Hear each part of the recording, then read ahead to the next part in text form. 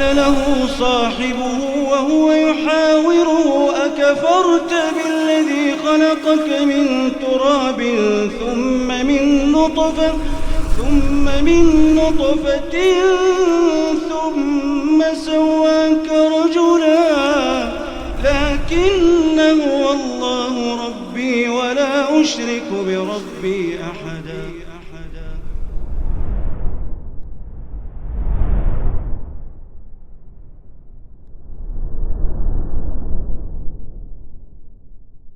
Bismillahirrahmanirrahim. Assalamualaikum warahmatullahi wabarakatuh.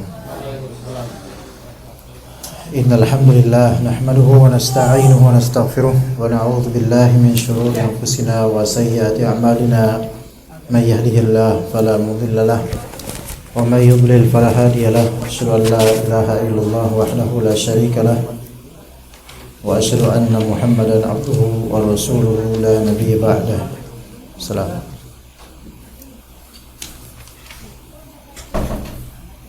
فإن أصدق الحديث كتاب الله وخير الهدي هدي محمد صلى الله عليه وسلم وشر الأمور محدثاتها وكل محدثة بدعة وكل بدعة ضلالة وكل ضلالة في النار.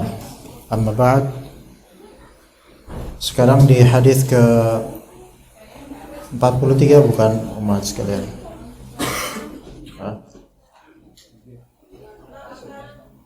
Bab 6 bab 7 mungkin. Hadis 43 ya. Tentang haid bukan? Iya. Baik.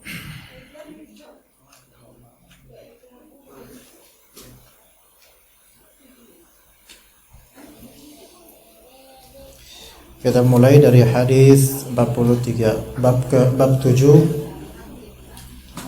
bab tentang haid.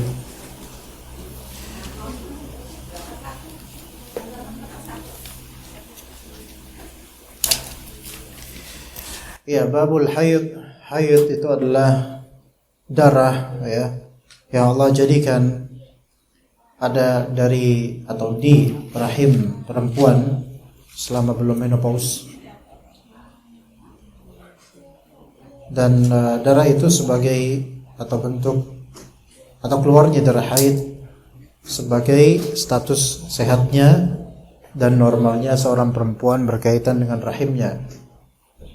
Adapun darah istihadah, maka sebaliknya, yaitu adalah darah yang menunjukkan adanya ketidaknormalan atau penyakit dengan kadarnya.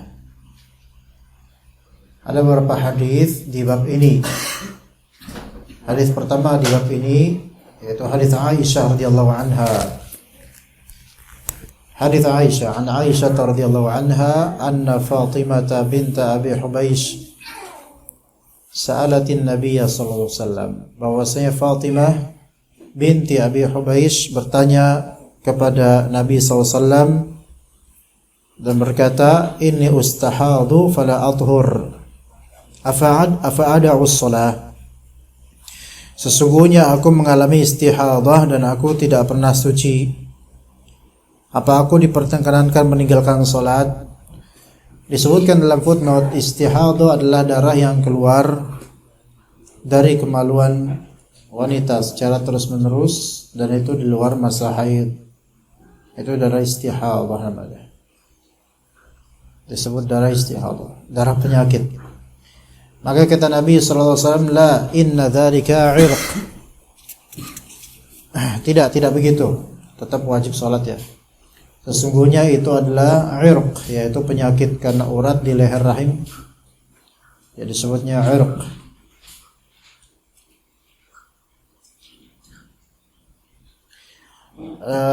Kemudian kata Nabi SAW, walakin da'i salata qadra al-ayyam allati kunti tahidina fiha. Akan tapi tinggalkanlah salat pada hari-hari yang biasanya kau haid. Tsumma ightasili wa shalli, kemudian mandilah jika haid itu telah berhenti dan kerjakanlah salat.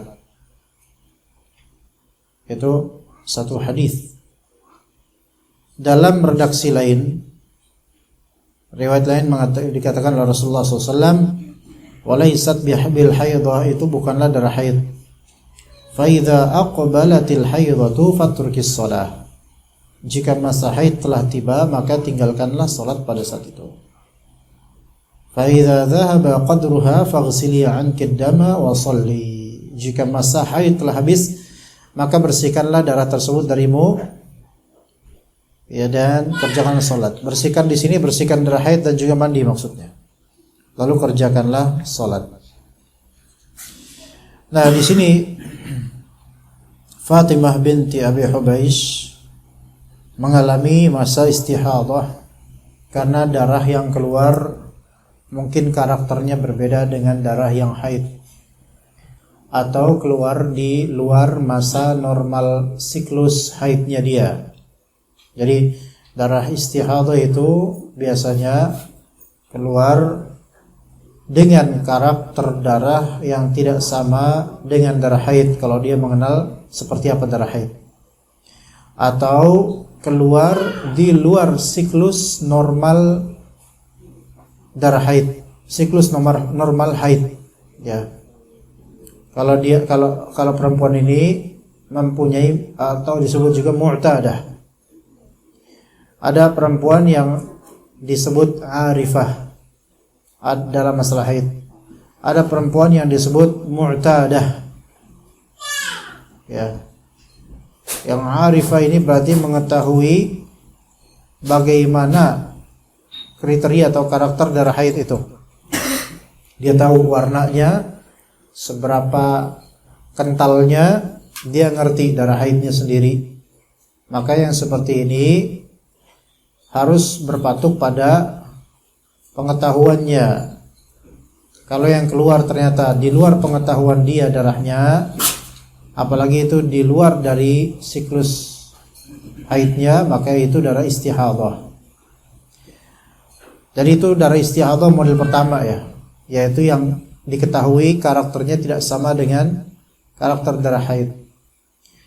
Kemudian yang kedua, darah istihadah ini keluar pada perempuan yang mu'tadah, keluar pada perempuan yang memiliki siklus yang rutin, tertib, normal. Namun darah istihadah ini di luar dari siklus haid itu, ya, maka ini darah istihadah di luar dari siklus kebiasaan dia, maka ini darah istihadah. Atau yang ketiga, darah istihadah itu keluar setelah maksimal keluarnya darah haid dari segi durasi.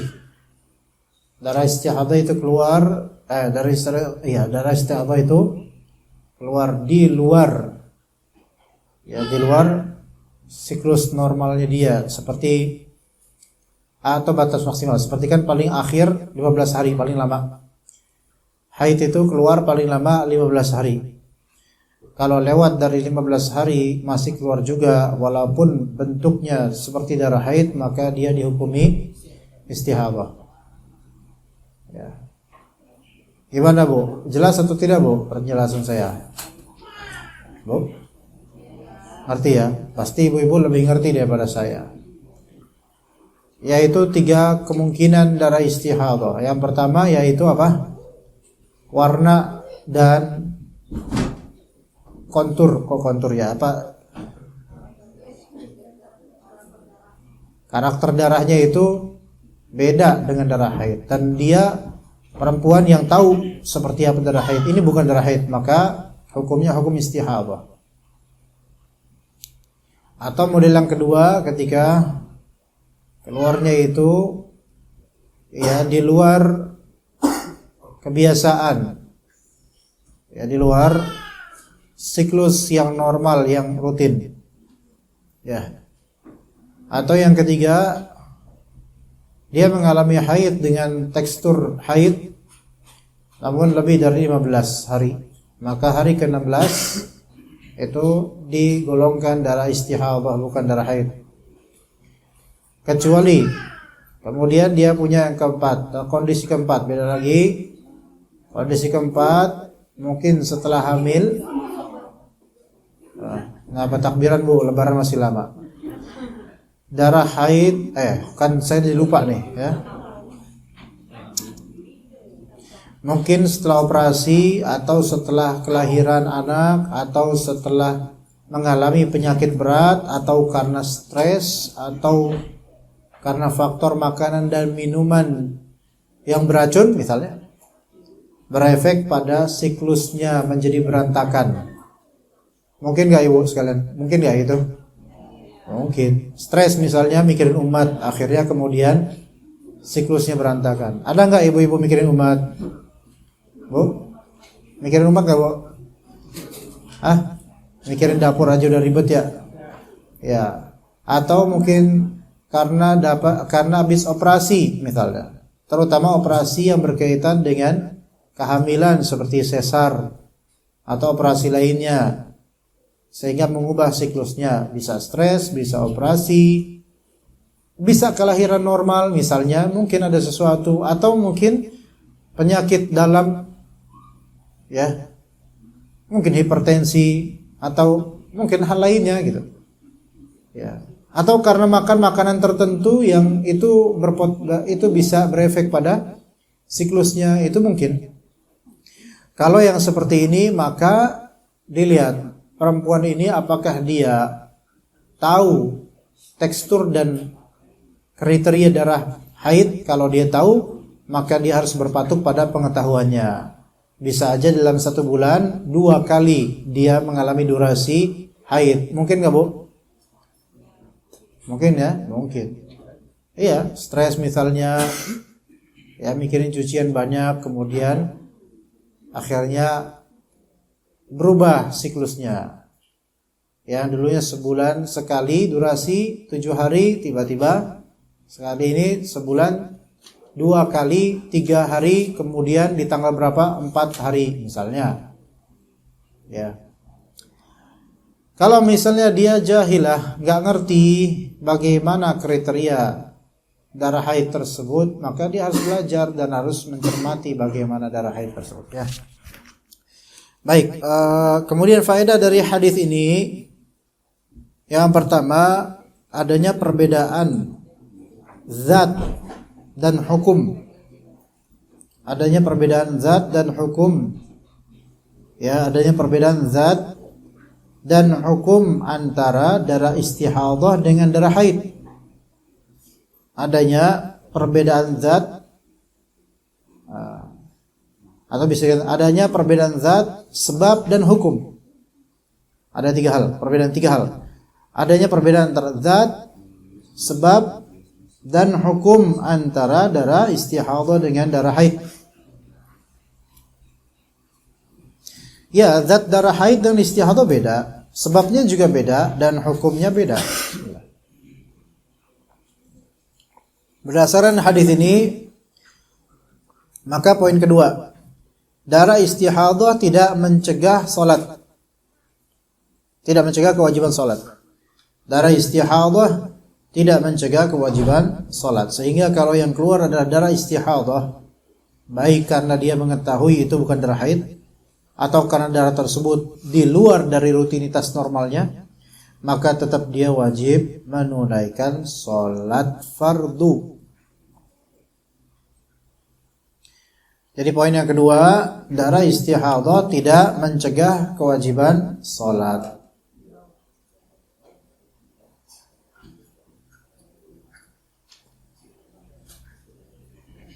Faedah yang ketiga, bahwasanya apa? Darah haid mencegah kewajiban salat tanpa qada. Darah haid mencegah kewajiban salat tanpa qada. Adapun puasa, darah haid mencegah kewajiban puasa dengan qada. Benar enggak, Bu? Iya dong. Benar kan, Putra? Iya. Nah, Pak Agung benar enggak, Pak? Benar. Benar, Masya Allah. Waktu enggak sama lah.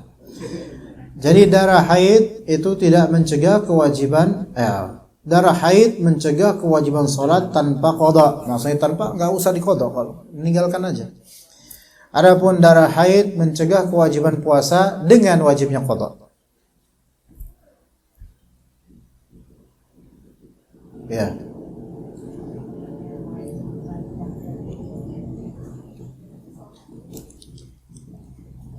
Tes.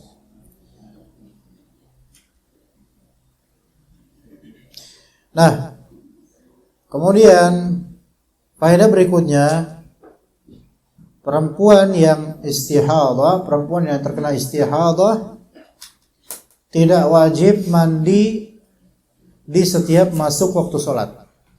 Perempuan istihadah tidak wajib mandi di setiap waktu sholat. Perempuan istihadah tidak wajib mandi di setiap waktu sholat. Jadi kalau misalnya seorang ibu, ya, dia keluar darah haid lebih dari 15 hari misal. Nah, hari ke-16 darah itu masih keluar walaupun teksturnya tekstur haid. Tapi ini sudah lewat dari 15 hari. Para ulama, para ahli fikih mengatakan ini sudah melewati batas maksimal. Maka berarti ini penyakit, bukan haid. Walaupun teksturnya haid. Maka di hari ke-16 itu dia cukup mandi wajib haid, mandi haid ya di hari ke-16 sekali, kemudian sholat. Di waktu-waktu sholat berikutnya dia tidak wajib mandi, dia tidak wajib mengulang mandi. Ya, ini kabar gembira bagi perempuan yang malas mandi. Iya, karena berat kalau 5 waktu setiap maghrib masuk mandi, isya mandi, udah gitu tinggal di Lembang. Nah, ini dingin banget. Iya.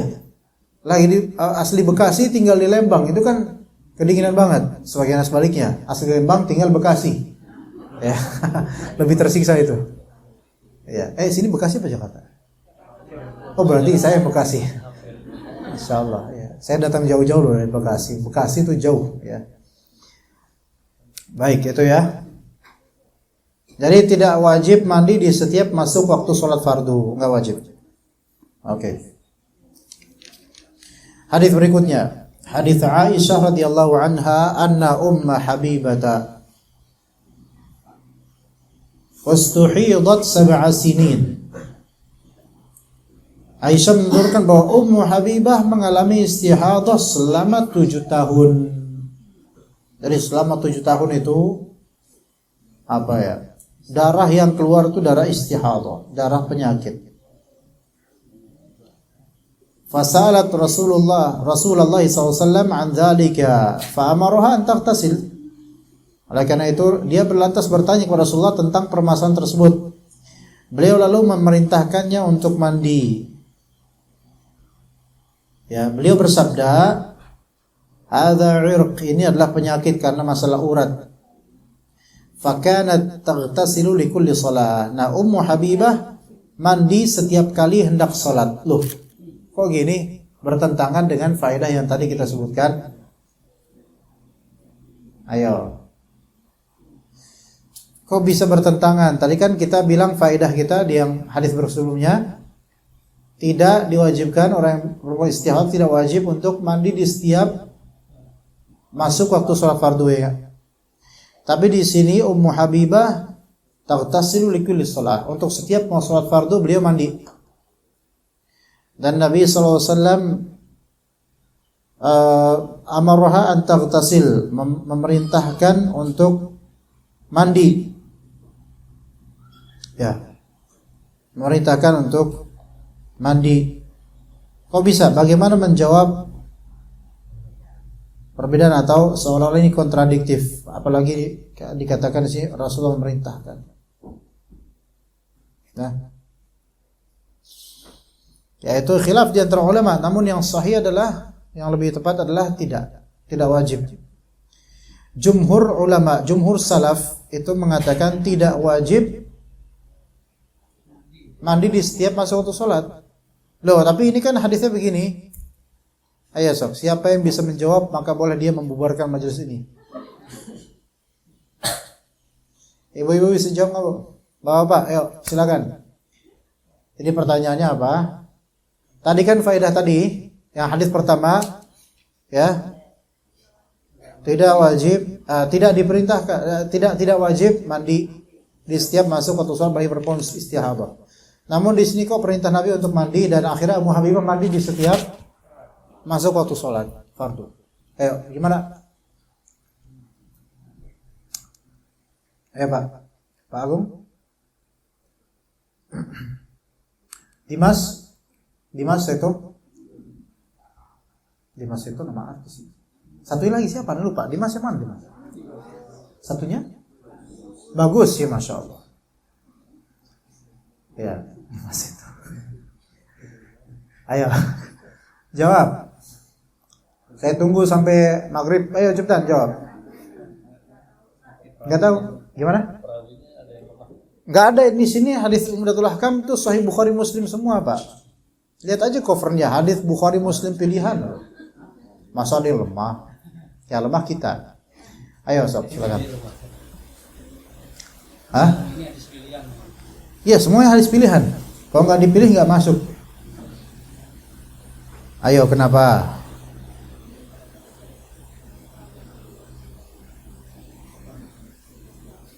Hah? Karena kok kontras. Ini malah Ummu Habibah mandi di setiap waktu sholat.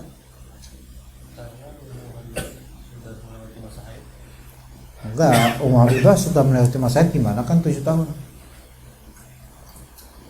Nabi nyuruh mandi. Nabi nyuruh mandi berapa kali? Ya sekali aja nyuruh mandi. Mandi bersihin itu.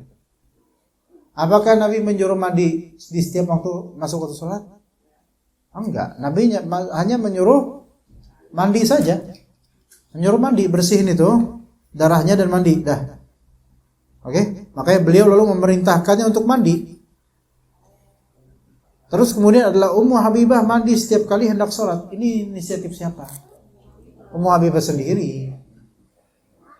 Inisiatif seorang sahabat tanpa perintah Rasulullah, maka itu inisiatif, bukan keharusan melakukan apa yang dilakukan Ummu Habibah. Gimana, paham nggak? Nabi kan cukup memerintahkan cukup sekali aja mandi khalas.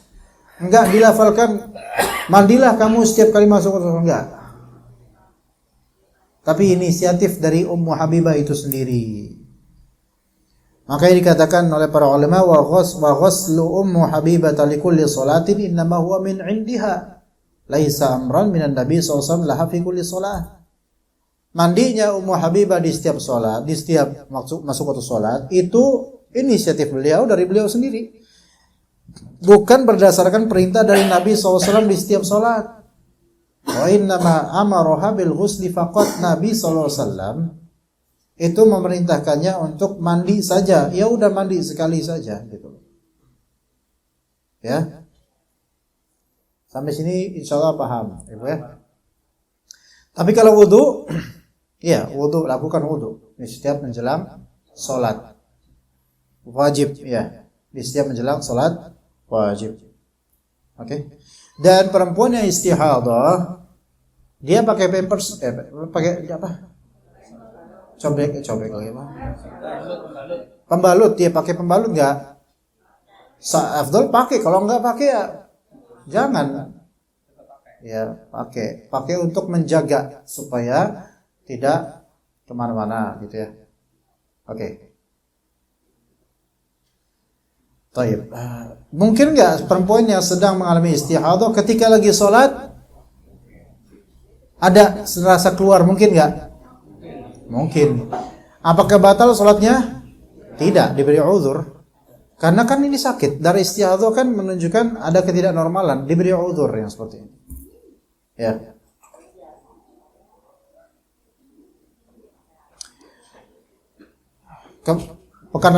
Pertemuan lalu kalau nggak salah ada pertanyaan tentang keputihan ya. Saya sedikit baca-baca dan tanya-tanya setelah melihat-lihat ya, bukan melihat keputihannya, maksudnya melihat dokumentasi tentang itu ya. Setelah melihat-lihat, membaca-baca gitu ya. Maka wallahu a'lam di sini ada jawabannya. Jadi kalau keputihan itu bahasa Arabnya itu ifrozat atau rutubatul farj. Basahan-basahan yang ada di kemaluan wanita. Kalau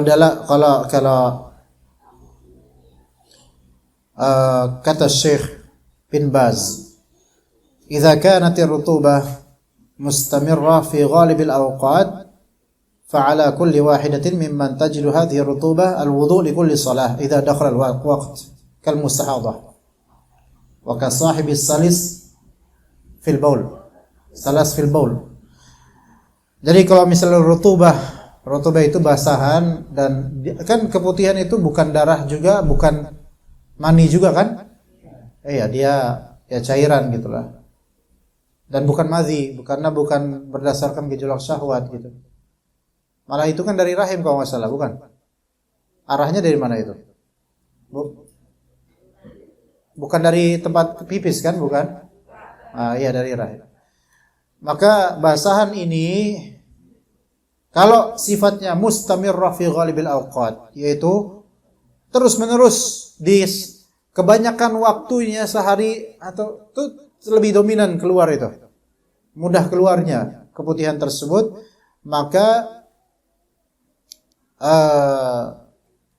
dia harus wudu untuk setiap masuk waktu sholat. Ya, seperti perempuan yang kena istihadah, seperti juga laki atau perempuan yang terkena penyakit salas al-baul, yaitu kencing berantai. Ada lah orang kayak gitu, bukan anyang-anyangan ya. Anyang-anyangan tuh kayak gitu, model kayak gitu dia. Tapi kencing berantai itu lebih lama lagi gitu loh. Kalau anyang-anyangan kan paling sejam selesai. Anyang-anyangan, benar gak itu bahasa? Ada ya? Anyang-anyangan. Kalau bahasa Sundanya Pak, Bu? Anyang-anyangan, Bu? Aing-aingan. Sia-siaan. Anyang-anyangan juga ya? Ya. Namun kalau misalnya keputihan ini ta'ridu fi ba'dil ahyan ghair mustamirrah. Kalau keputihan ini kadang-kadang saja, sifatnya mungkin flek kadang-kadang gitu, ya tidak terus-menerus. Fa inna hukmaha hukmul bauli mata wujidat intaqadat at-tahara walau fi shalah. Maka hukumnya itu sama seperti hukum kencing, pipis. Kapanpun ditemukan atau dirasakan, maka batal sucinya walaupun lagi pas lagi sholat. Gimana? Bisa dipahami Bu ya? Wudu lagi dan sholatnya batal. Ini dalam keadaan apa? Jarang-jarang, bukan mustamir, bukan terus-menerus ya. Yang sifatnya mungkin flek yang kadang kerasa keluar tapi jarang, momentuman aja gitu. Dia bukan madhi, dia bukan darah istihadah, apalagi darah haid bukan. Dia hanya ya cairan dari salah satu bagian rahim. Adapun kalau mustamirrah, sifatnya berkelanjutan di sepanjang waktu atau kebanyakan waktu, maka ini dimaafkan. Tetapi setiap masuk waktu sholat atau setiap mau sholat fardu, wajib wudu. Gitu. Wajib wudu. Nah, kemudian status najis atau tidaknya, ya, apakah hal tersebut najis atau tidak? Ini khilaf di antara ulama juga. Ada yang mengatakan najis dengan kaidah bahwasanya semua yang keluar dari kemaluan depan ke belakang itu najis kecuali mani. Itu sebagian ulama berpendapat begitu. Sebagian lainnya berpendapat tidak najis. Sebagian lainnya berpendapat tidak najis. Mungkin yang berpendapat tidak najis ini memiliki kekuatan tersendiri gitu. Tapi sebagai kehati-hatian, maka sebaiknya bersihkan, ya gitu loh. Sebagai kehati-hatian, karena sebagian ulama berpendapat itu najis, gitu ya. Apa sih konsekuensi kalau perbedaan ini? Kalau yang mengatakan itu najis, maka bagi perempuan yang sifat keputihannya terus menerus, itu berarti harus pakai pembalut. Iyalah, supaya najisnya nggak berceceran kemana-mana, nggak kemana-mana gitu, nggak numpuk terus di maksudnya celana dalam yang membuat nanti mungkin ke bagian lain gitu kan. Adapun bagi yang jarang-jarang dan kenanya di celana dalam, maka ini dianggap najis. Bagi yang najis, maka wajib untuk membasuhnya. Itu bagi yang menganggapnya najis. Adapun sebagian ulama menganggapnya tidak najis. Ini pendapat yang mungkin lebih kuat, tidak najis. Maka nggak masalah, mau banyak mau sedikit, terus menerus atau enggak, selama itu dihukumi tidak najis, ya udah biarin aja basah. Cuman kan tentu tidak nyaman bukan Bu kalau misalnya terus menerus Bu? Nggak nyaman ya? Iya, ya ibu-ibu tahulah apa yang harus dilakukan. Saya nggak tahu. Oke, begitu. Kemudian hadis berikutnya. An Aisyah radhiyallahu anha qalat. Aisyah berkata, "Kuntu aghtasilu ana wa Rasulullah SAW min ina'in wahidin kilana junub." Saya dulu pernah mandi bareng bersama Rasulullah SAW dari satu wadah mandi, dari satu bak. Padahal kami berdua sedang junub. Nah, kalimat berikutnya, fa kana ya'muruni fa'atazir fayubashiruni wa ana haid. Nabi memerintahkanku, kemudian aku bersarung, yaitu menutupi pusar hingga lutut. Nabi lalu mencumbuiku sementara aku sedang haid. Kemudian kalimat berikutnya, wa kana yukhriju ra'sahu ilayya wa huwa mu'takifun fa'aghsiluhu wa ana haid. Nabi juga pernah mengeluarkan kepalanya kepadaku ketika beliau sedang i'tikaf. Aku lantas membersihkan kepala, mencuci kepalanya sementara aku sedang haid. Paham enggak ibu-ibu? Belum?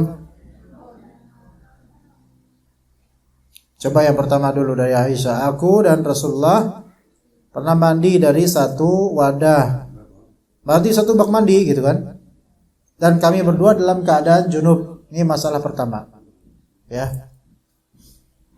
Nah, berarti air itu air bekas orang junub itu tidak bermasalah, tidak najis, tidak masalah. Dan di sini dibolehkan mandi junub berdua dengan istri, anak suami istri boleh. Mandi junub berdua, enggak berpengaruh terhadap hukum. Ya. Tidak masalah, airnya tidak terpengaruh dengan badan yang junub. Gitu. Ya.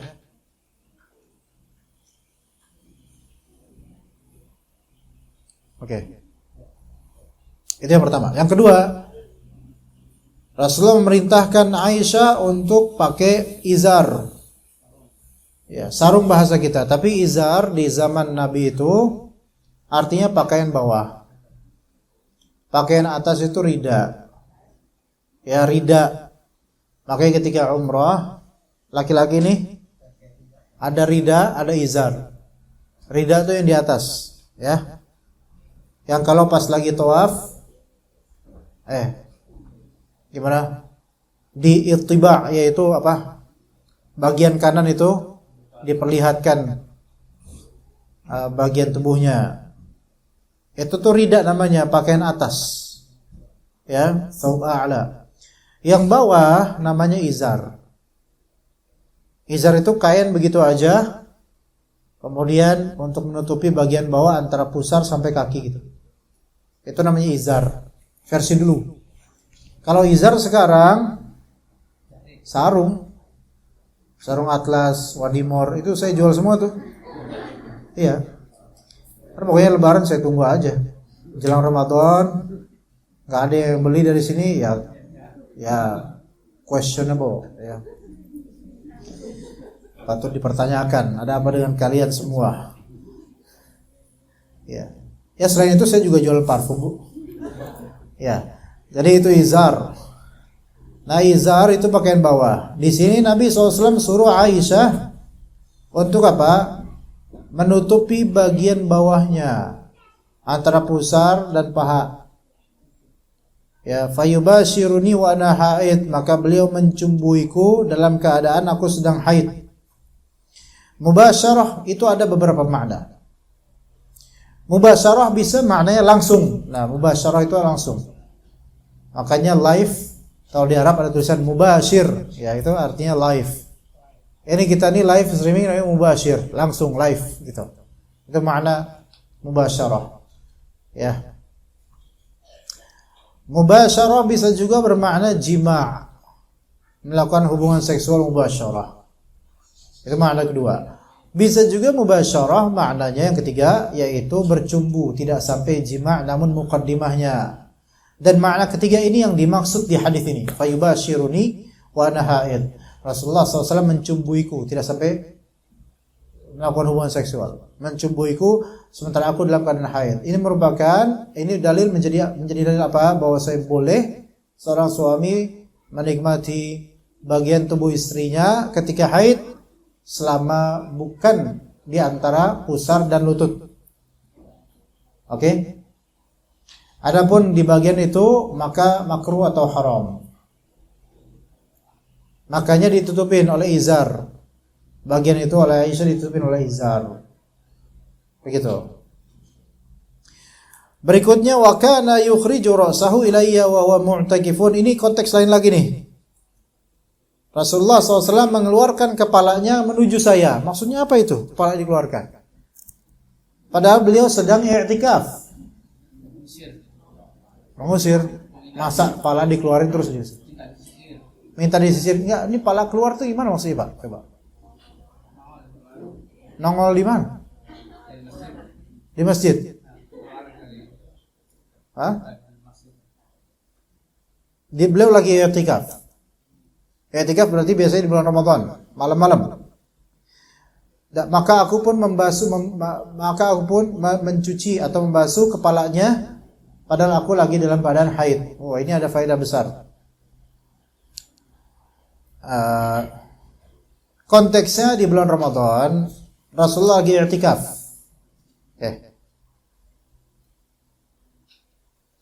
Coba ada kasih kisi-kisi. Ini menunjukkan bahwa saya perempuan haid itu tidak boleh stay atau tinggal di masjid.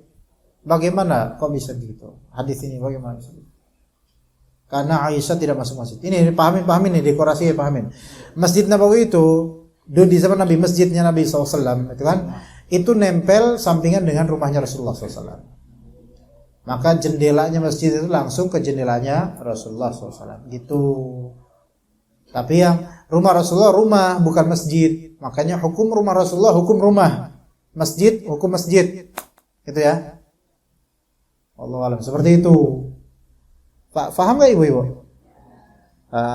Ini misalnya di tembok sebelah kanan saya misalnya nih. Ini sampingan masjid nih. Ya misal. Terus saya bobok. Ya. Ya, boleh enggak saya bobok? Sahibul bait boleh enggak kita bobok? Pak Agung izin enggak bobok? Biar seru Pak, biar antum gak ngantuk. Di bobok kita bikin jendela di sini. Apakah ini menjadi masjid? Ya enggak. Karena ini diniatkan bukan sebagai masjid. Ini ruangan manusia, ruangan orang, maksudnya rumah orang. Tapi itu masjid bukan masjid, gitu loh. Ya. Nah, Rasulullah SAW lagi i'tikaf. Beliau mungkin ada keperluan untuk membersihkan rambutnya, maka beliau pun menjulurkan kepalanya ke jendela sehingga kepalanya di bagian rumah beliau karena ada hajat. Maka Aisyah pun mencuci kepala atau rambut beliau. Dan ketika itu Aisyah lagi haid. Boleh enggak? Ya boleh. Karena Aisyah itu posisinya di mana? Masjid atau di rumah? Di rumah. Gitu. Ya. Itu enaknya rumah di samping masjid langsung. Gitu. Ya, di samping masjid langsung. Dan ketika itu nggak ada kaca, ya. Ya ada kaca, cuman kayaknya nggak pakai kaca di rumah Rasulullah ketika itu. Nah, kemudian dicuci. Berarti Aisyah radhiyallahu anha tidak ke dalam masjid, karena mafhumnya yang dipahami adalah bahwasanya perempuan haid tidak boleh stay di masjid. Bolehnya cuma lewat doang. Dan itu pun karena ada kebutuhan. Oke? Apa? Yang i'tikaf itu kan Rasulullah aja. stay tadi itu Enggak, stay itu lebih umum dari i'tikaf. Stay itu ikut kajian misalnya, rapat DKM. Enggak boleh. Menurut jumhur ulama enggak boleh. kajian juga nggak boleh. Kajian jangan. Ya, kecuali di bagian masjid yang tidak dianggap bagian masjid yang halaman. Ngomong aja lo semua, ngomong dah, ngomong lo. Iya, pusing, tau nggak pusing. Ngomong aja semua. Ini ngomong, situ ngomong. Satu-satu. Pak Agung lu apa? Gimana Pak Agung? Maksudnya kajian, ikut kajian, tapi di bagian terasnya masjid lah, bukan bagian area ibadah. Iya, kalau ikut kajian di bagian teras masjid boleh nggak perempuan haid? Jawabannya tergantung terasnya, teras kayak gimana dulu. Kalau terasnya itu nyambung dengan tembok masjid dan memang itu diniatkan sebagai bagian dari masjid, maka tetap tidak boleh. Karena itu termasuk masjid. Kalau emang itu nyambung dengan tembok masjid, nyambung dengan aula masjid gitu loh terasnya. Gitu. Nih, kayak kemarin bukan sholat di Masjid Al Jihad, Pak, bukan di masjid sana lagi, lebih jauh lagi. Al apa gitu. Enggak tahu dah. Sampingnya gang. Al apa sih namanya? Al Jupri atau apa gitu nah. Besar, agak luasan gitu. Tapi parkirannya kayaknya enggak seberapa, agak miring masjidnya. Masjid apa sih? Warna hijau juga deh. Ada timernya. Bukan Al Jihad. Al Jihad yang dari sini, sana lagi ke arah jalan tol. Kalau dari sini sebelah kanan, sama kayak gitu. Ada sekolahnya kayak Mas Ria.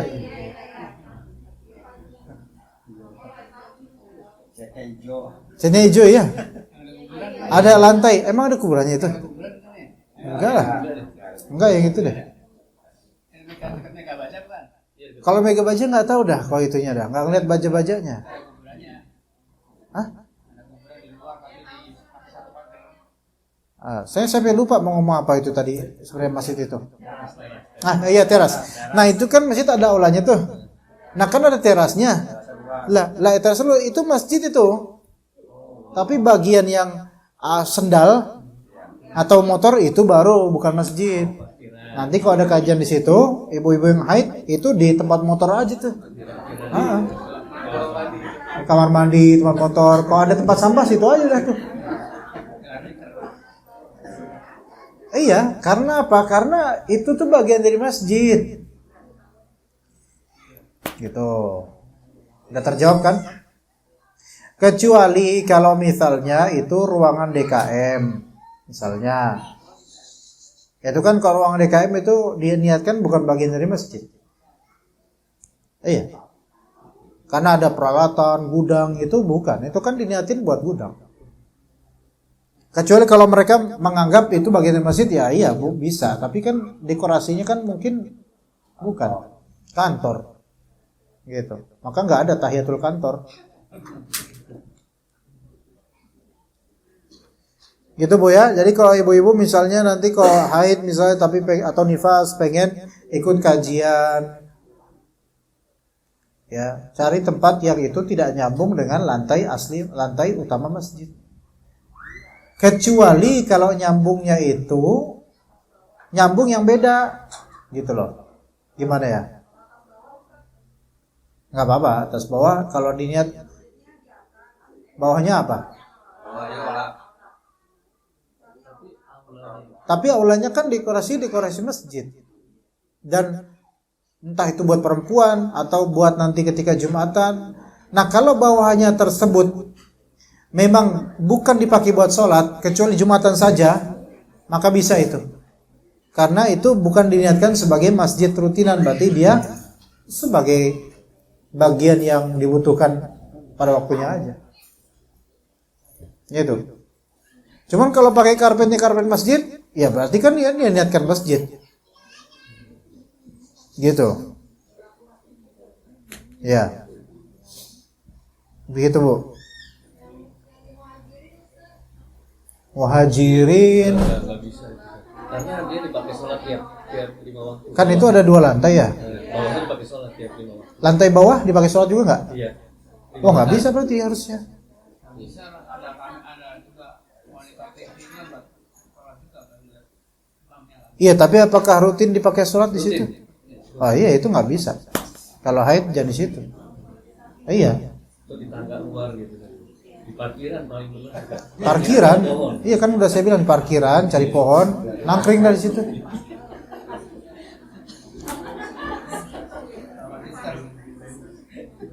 Bikin tenda aja. Udah emang seperti itu, perempuan haid itu tidak boleh masuk masjid. Ini menurut jumhur ulama loh, ada pendapat ulama yang membolehkan. Cuman sebagai kehati-hatian jangan. Yang membolehkan itu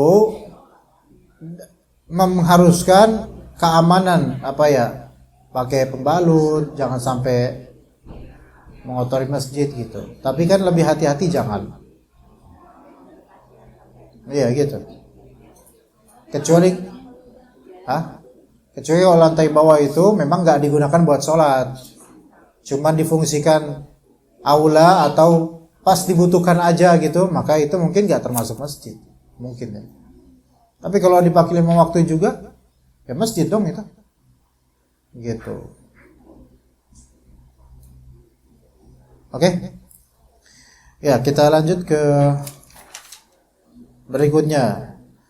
An Aisyah radhiyallahu anha qalat kana Rasulullah SAW yattaki'u fi hijri wa ana haid fa yaqra'ul Qur'an.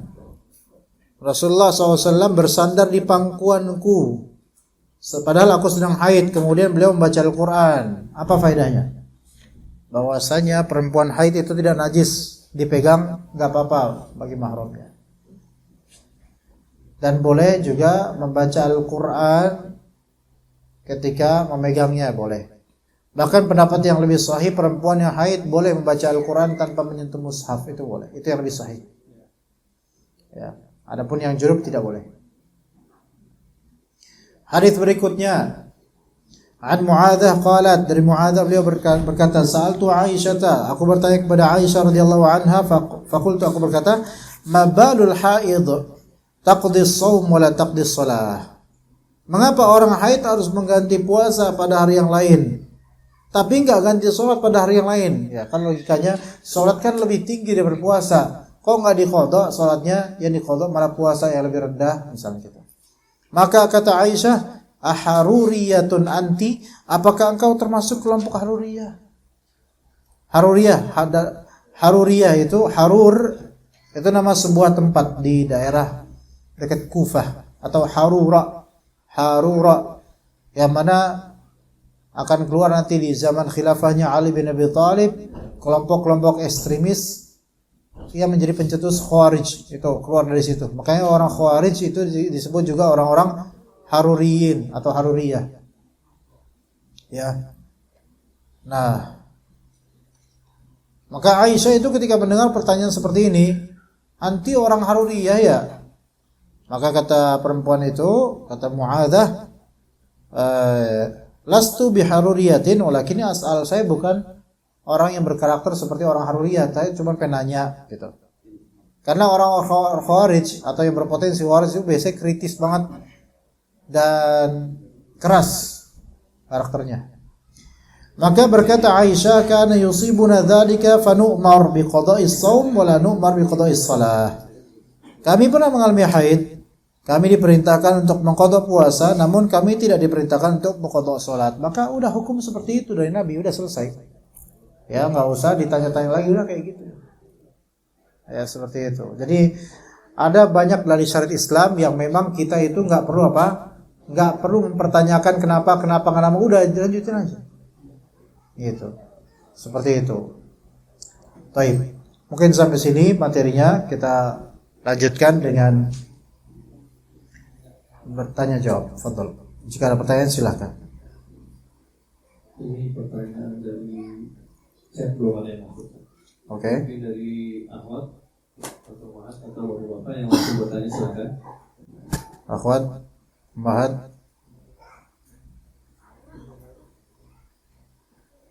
Oh, tidak ada yang bertanya?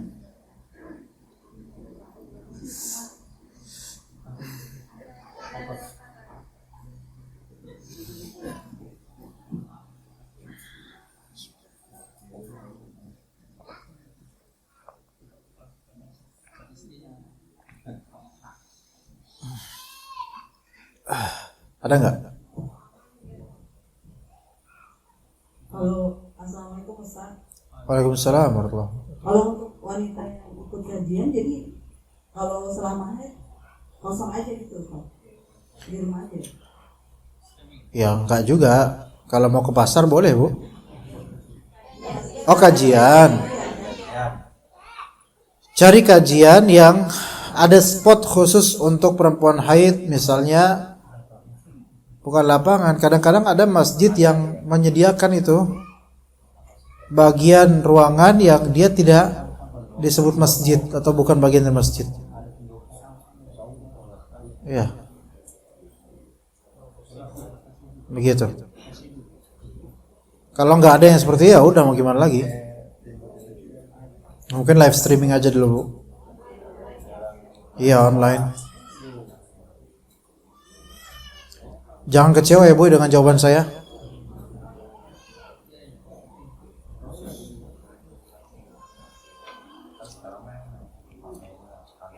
Ada lagi?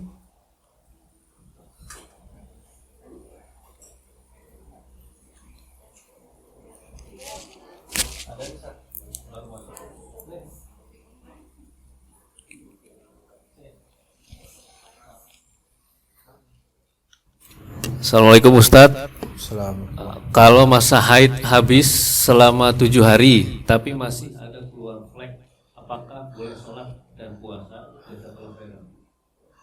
Ya, dia udah make sure itu selesai ya. Udah memastikan itu selesai gitu kan. Terus dia mandi, terus dia sholat. Habis itu keluar flek. Kalau flek itu hanya bercak kecil sedikit dan itu sisa, maka wallah mungkin itu hanyalah sisa yang belum keluar. Maka dia tidak masuk haid. Begitu. Kecuali kalau ternyata bukan flek, apa namanya, ngucur gitu apa, keluar lebih deras gitu, atau bertitik-titik banyak misalnya, maka itu mungkin masih haid. Dan kalau itu dia lihat itu memang darah haid, maka kalau sebanyak itu dia masih haid. Allahu a'lam. Oke? Ya, mungkin kita cukup sampai sini insyaallah. Kita ketemu lagi nanti pada waktu mendatang. Wassallallahu ala nabiyyina Muhammad wa ala alihi washabbihi ajma'in. Subhanakallahumma bihamdika asyhadu an la ilaha illa anta astaghfiruka wa atubu ilaik. Assalamualaikum warahmatullahi wabarakatuh.